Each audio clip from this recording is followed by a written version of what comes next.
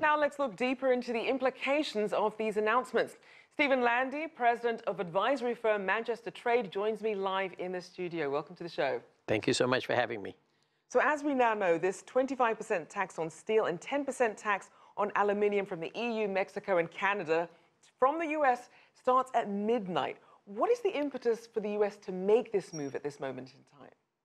Well, we have a president who believes in living up to his campaign promises. People usually forget them, and maybe people should forget them, but he didn't forget his. And he had promised to provide protection for steel and aluminum, and he's doing it. He had talked about negotiations with countries. A number of countries have come to agreements. Korea came to an agreement, Argentina, Brazil maybe, and those countries are not being subject to duties. He wanted to have progress made. 2-3 months have elapsed, no progress, on with the duties. Now, it's interesting because a lot of the people who these moves were supposed to serve, though, about bringing back American jobs, a lot of U.S. trade industries have actually buckled at this idea of tit-for-tat tariffs. So is the goal really going to be served by taking this particular approach? Well, you have to remember, you have to be careful when you describe U.S. companies. Many U.S. companies have an interest in multinationals overseas. I don't know necessarily what, I want to say they don't represent U.S. interests. They represent a balance of interest. U.S. labor unions are strongly in favor of these kind of actions and so on. Certain U.S. steel industries are famous of support these kind of actions. Steel industries have opened. We took an action on washing machines. Whirlpool created 200 jobs in Ohio. So again, and I think this is a mistake that very often the Chinese embassy and other people make, they go to established organizations and they get their views.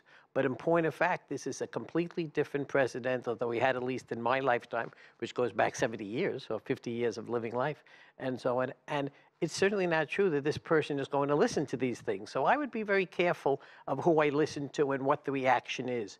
When it comes to China, even when it comes to Europe, I think if you took a national poll about this action, I think you'd find a very interesting result. Let me make one other point very short and very quickly. The U.S. views this as the beginning of negotiation. Secretary Ross is very specific. He said, we took action against China. China's talking to us. If we take action against the EU, we hope they will talk to us. We are looking forward to concluding the NAFTA negotiations. We will end these things. So the U.S. argues that these are actions designed to move the dialogue forward so we don't end up with a talk and talk situation. Now, we certainly know that that's not how French President Emmanuel Macron viewed this. He said that even though the U.S. thinks they're keeping negotiations going, Macron says this actually closes the door on other discussions. So what else then could be in jeopardy? We know that there's a lot of different trade deals in place. We know that NAFTA, we know that Prime Minister Trudeau has also spoken out, calling this a mistake. What does this mean then for the other trade deals that perhaps aren't directly impacted by tariffs? I have been involved in trade negotiations for 50 years, actually. There is no relationship between what you discuss between closed doors and whatever happens. It's like a kabuki play. Macron has to say what he says. Trudeau has to say what he says. I don't know how close people are to an agreement.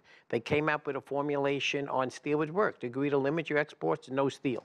I'm not saying that's the right agreement. Right. They've talked about adding new questions into the discussion. The U.S. is very concerned about the disparity in automobile duties. I'm sure there are other issues. So I would simply warn your viewers that there is a difference between what people talk in public, and they have to talk tough, it's a requirement, and what they do privately. And no one talks tougher than our president. Whether he can bring in the deals, only time will tell.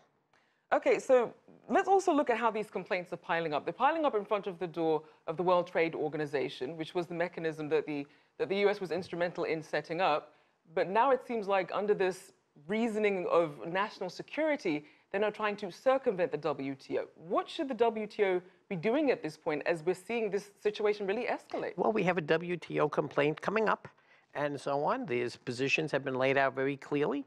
The U.S. said this was national security. It wasn't covered by the WTO. The Chinese said, because they were the first countries that had this tariff applied, we're very sorry, but we don't accept this as national security because you did not follow the procedures. Usually you have to wait a year or two before you can retaliate. We feel we could retaliate immediately and apply duties.